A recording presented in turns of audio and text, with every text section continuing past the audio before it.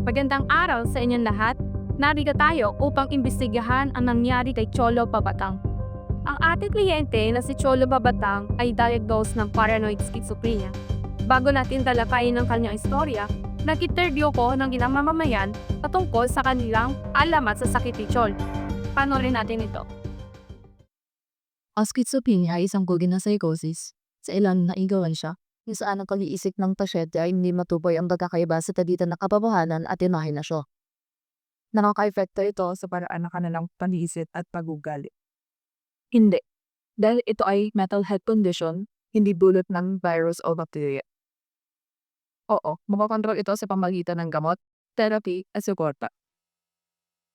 Positive symptoms, hallucinations, at delusions. Negative symptoms, kawalan ng emosyon at interes. Cognitive symptoms, problema sa pag-iisip at memorya. Maingat, may pag-unawa, at malimaw, bumanit ng simpleng suwika at makinig ng gabi. Nalaman na natin ang palaman ng taong bayan patungkol sa sakit ni Cholo Babatang. Ngayon, Cholo, nais ko malaman iyong nararamdaman. Gaano naging kabirap ni Kusay? Pwede mo bang kilahad sa akin ang nangyari?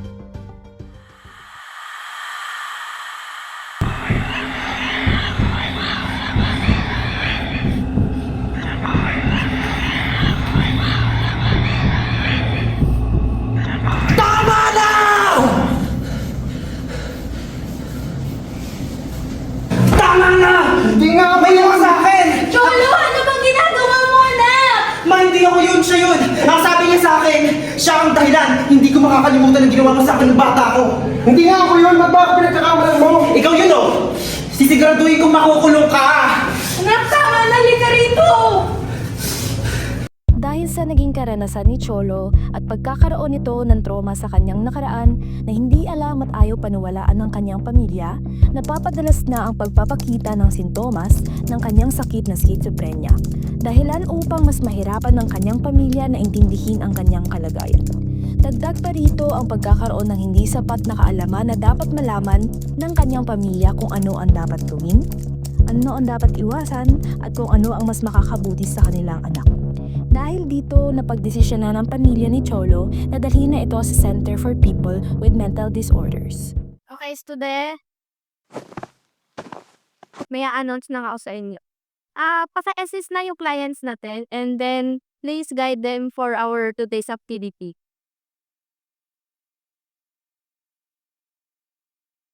Good morning, sir. School and nurse Ronald po. Paliko po ba kayo aliya sa activities ng yan, Danami? Huwag mo kong hakawakan. Huwag mo kong didikitan. May gagawin ka sa akin, oh. Si Teka, bakit mo ako hinahawakan? May binabala ka sa akin, oh. Sorry po.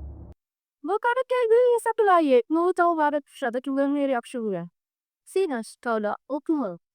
Dali ka kasi nga. Si Cholo kasi naging biktima ng sexual abuse nung 10 years old pa lang siya. Ang masakit pa doon ang gumawa sa kanya ng instituto niya. So, kanwento niya sa magulang niya which is hindi naniwala sa kanya. So, simula no, naging mailag na siya, lagi niyang pupulog sa kwarto. Not until nangyari ulit yun sa isa kamag-anak nila which is pamangkin ng mama niya. Na pamangkin din ng tito na same na ng lahasa sa kanya. So, doon napagtanto ng nahay niya na totoo yung sinasabi ng anak niya sa kanya. And then, nagplano na sila na kasumrat yung sino niya. Ang problema, nagkasakit and then namatay. So, hindi nila na pumayusi siya para atsyoro. Kaya hanggang ngayon, dala-dala yan para yatrotan niya. Kaya po pala. Taong 2022, na-diagnose sa schizophrenia si Cholo at irekomenda sa kanya ng kanyang doktor na mamalagi siya sa isang Center for People with Mental Disorders na pagmamay-ari ng isang rehistradong psychiatric nurse. Good morning po, ma'am. Ako po si Nurse Elling. Welcome po sa aming center. Ano pong may tutulong mo sa inyo? Kasi po yung nirekomenda sa inyo niya ito. Di nga po namin alam kung bakit kami namamalagi ito. Pero, di na po ba talaga siya gagaling sa gamundan na nam? Wala naman po kasi siya nagbago. Pinadasalan na po namin siya sa pare. Bigla na lang po siya nagsasalita sa sulok. Di po siya nakikilobilo sa ibang tao. Lalo, parang sinasabihan po siya, nagwawala po siya, kung ano-ano po sinasabi niya. Nag-aalala na nga ako kami sa kanya eh. Kasi baka kung ano pa pong magawa niya sa amin. Ano pong pangalan ng anak po ninyo? Cholo po. Cholo po, kumali na kanak kami. Si Cholo. Na-recommend po siya sa akin nito. Sino? Bakit? Tagay-pasod naman siya ulit? Wala naman ako, pero bita niya naman po yung anak ko. Pahimik, katili po ng pianino. Pwede mo bang ikwento sa akin kung anong lasing anak si Cholo? Yan po, nung bata ko ito, sobrang bait at sobrang hindi po ng padang to. Pinagtatangadat ka po siya nakakalit baray namin para po siyang naging happy pill dahil sa kanyang pagkabibo at kanyang pagiging magalang. Pagbuwi niya nga po sa amin uwian na galing school. Lagi po siyang inspired dito at masalik na palita sa amin. Tapos, isang araw to, nagbawi na lang po siyang bigla. Bigla po siyang tumakbo sa amin ni sumiyak. Ang kanyang sinasabi lang ay, Tito, di ko kumawari kung ang pwede sabihin nun. Kapit lang po siya umukya. Pagkakaalala ko nung kasi noon, 10 years ago, ang sabi niya po sa akin, Tito, kasi umiyak na po siya kasi nagkataos sa likod ko. Tuwing nadyan ko yung tito niya. Sinasikat po ka kayo nun sa bahay? Ako po, si Cholo, kanyang tito at ang lola niya. Yulda na po kasi ako Bukod po sa nagkwento niyo, may nakakwento ba po pa siya sa inyo? 10 years old na po kasi si Yori yung nangyari yun. Di ko na po masyadong matandaan pero sa pagkakanandado ko umiiyak po siya. Papaliwing ko siya. Pag sinabi ko pong, Choy, ang malibo ka na. Aabuti po kami ng siyam-siyam dun. Kasi ayaw ulit po pumunta sa CR. Di ko nga po kung pamit ganun pero umiiyak po talaga siya. Kasi ang kanyang sinasabi ay, Tito, umiiyak po. Tapos, tinanong ko naman po ni tito niya kung ninagawa pa tong masama. Sabi naman po wala hinamat. Kaya nga doon nagtataka ako kasi yung bait-bait po ng tito niya. Hindi ko kayang kabuhatan ng kamay nga na po. Dasal na po tito niya. Ayun lang po patay kay tito niya. Pwede ko po ba makausap muna si Cholo ng mag-isa? Cholo, kausapin ka daw muna ni Nirsa. Yun lang ako sa labas ha.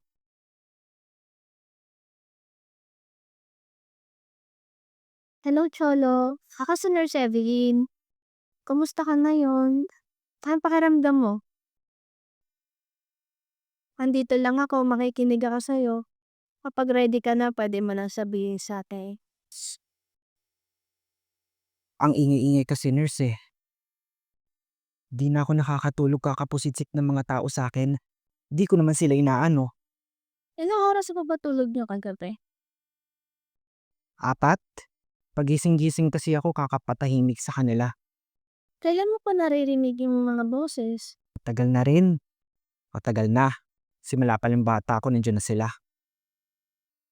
Ano ang mga sinasabi sa'yo? Na kesyo, madumi raw ako. Walang maniniwala sa akin, wala akong kwenta, at wala nang matitira sa akin. Tanggap ko naman, nurse, na wala nang may gusto sa akin. Kasi nurse, alam ko naman na diring-diri na sila sa akin. Diring-diri na sila. Ang hirap lang sa akin na every time na titingin ako sa salamin, hindi ko kaya. Kasi ang hirap. So, you mean you feel rejected? Sa paanong paraan? Pwede mo bang sabihin sa akin? Sure ka? Gusto mo talaga malaman, ha? Nung bata kasi ako, sinasaktan ako ni tito. Tapos, hinahawakan niya ako dito. Tapos,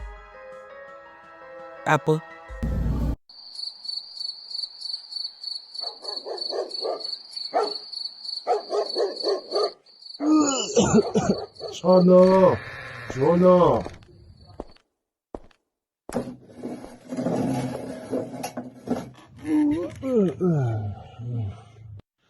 Malas talaga, walang kwenta tong araw na to, oh.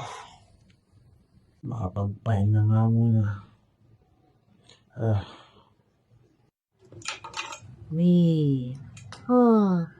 Siya.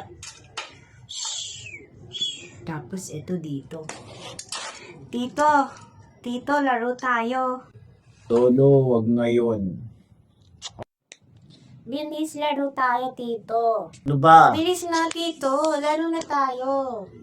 Ano ba? Diba sabi ko ayoko?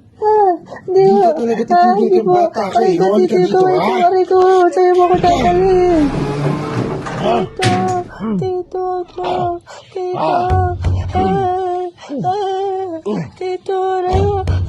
Yan makulit. Yan makulit. Dito ka.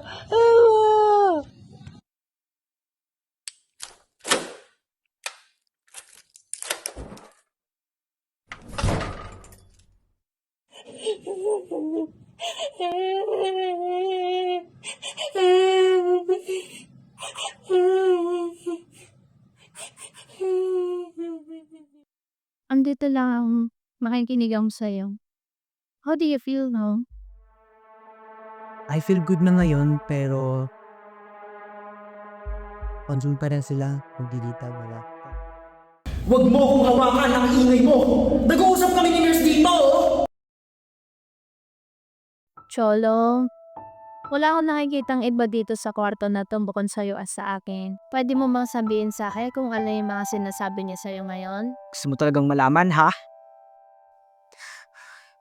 Pagod na. Ubus na. Ubus na ako. Konting-konti na lang sasabog na ako. Sasabog na ako sa sakit. Durog na ako. Di nyo alam kung anong pakiramdam na walang naniniwala sa akin sa araw-araw. Araw-araw na nagre-remind sa akin parang alarm clock. Grabe manggising. Sa madaling araw. Alam mo ba kung ano sinabi niya sa akin, ha? Pati ikaw. Hindi ako paniniwalaan kasi hindi ka naman doon talaga nakikinig. Pati pamilya ko hindi ako paniniwalaan o kahit sino man tao. Nurse? Din na ako sa sarili ko eh. Kasi up until now, hirap akong tumingin sa salamin. Kasi napakahirap. Anong tanong mo gawin? May naisip ka ba?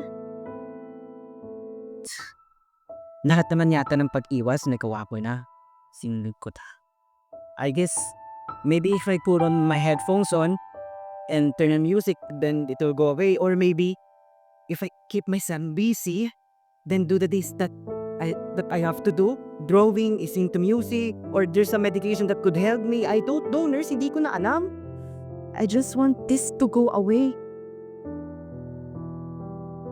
Let's see. So far, nasabi mo naman yung mga boses na naririnig mo. At saka hindi ka okay. Nahihirapan kang matulog dahil sa ingay. Napansin ko rin nga yung hinahawakan ka. At naikwento mo rin yung nangyari sa'yo ng bata ka pa. Mayroon ka pa bang gustong idagdag? Then, maybe hanggang dito muna tayo. I appreciate your honesty and willingness to express and work on your goals.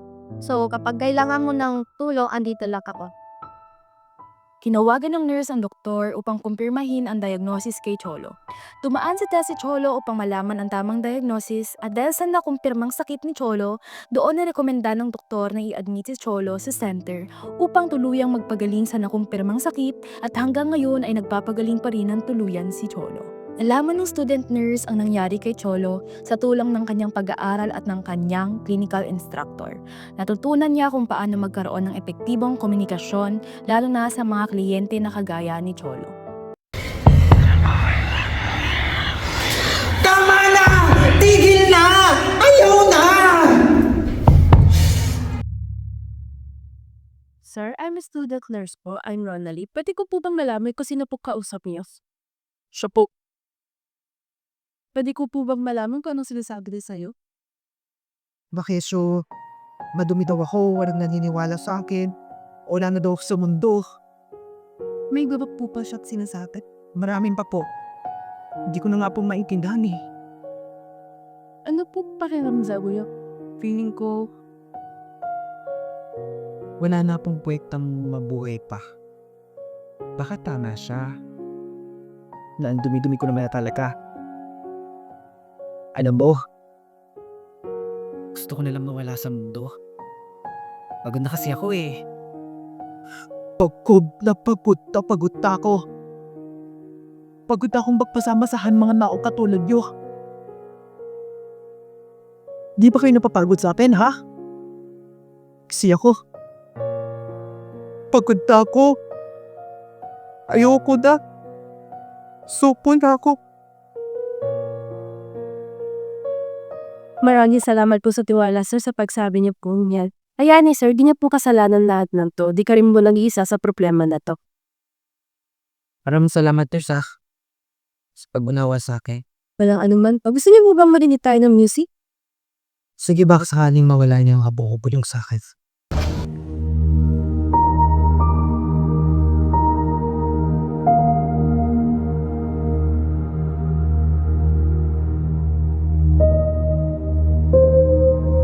Maraming salamat, Nurse.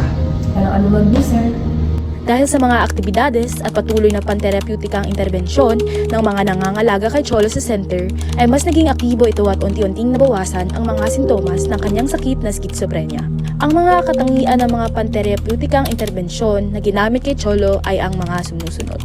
Paggamit ng mga open-ended questions upang mas maipahayag ng kumpleto at maayos ng kliyente ang kanyang mga nararamdaman o personal na experience. Ginamit din dito ang statement of inquiry kung saan tinatanong nila kung ano ba ang nararamdaman ng kliyente at kung bakit nila ito nararamdaman. Pangatlo, sinubukan nilang kunin ang saloobin ng kliyente sa gamit ang facilitatory statements sa pamamagitan ng pakikinig ng mabuti sa kliyente at maayos na pakikipag-usap.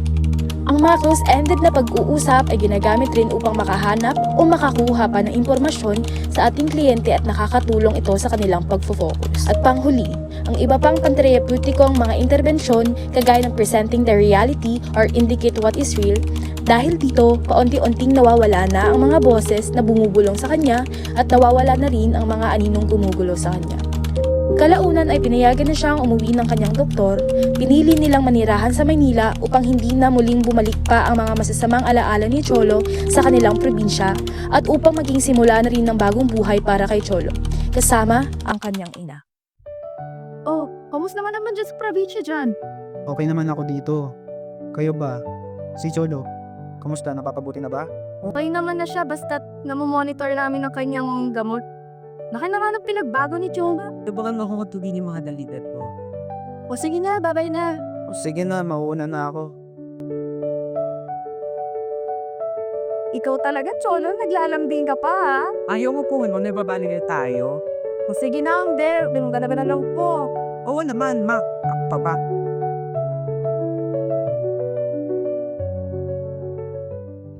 Dahil sa istorya ni Cholo, alam nating hindi naging madali ito para sa kanya.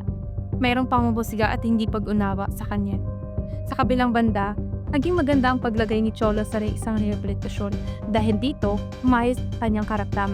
Sa loob ng isang rehabilitasyon, inumitan siya ng therapeutic communication kung saan ay ang paraan ng pakikipag-usap sa pagitan ng isang healthcare professional at ang kliyente. Na may dayunin, makatulong sa kliyente na magkaroon ng positibong pagbabago sa kanyang emosyonal, mental o pisikal na kalusugan. Sa nangyari kay Cholo, itong napatunay na isang komunikasyon ang nagsisilting daan upang maunawaan ng isang tao. Ito rin ang susi sa bawat relasyon dahil sa tamang pag-uusap, nauunawaan, napapailali ang bawat komisyon. Ako si Clarissa Nicono at Tari ko, investigador.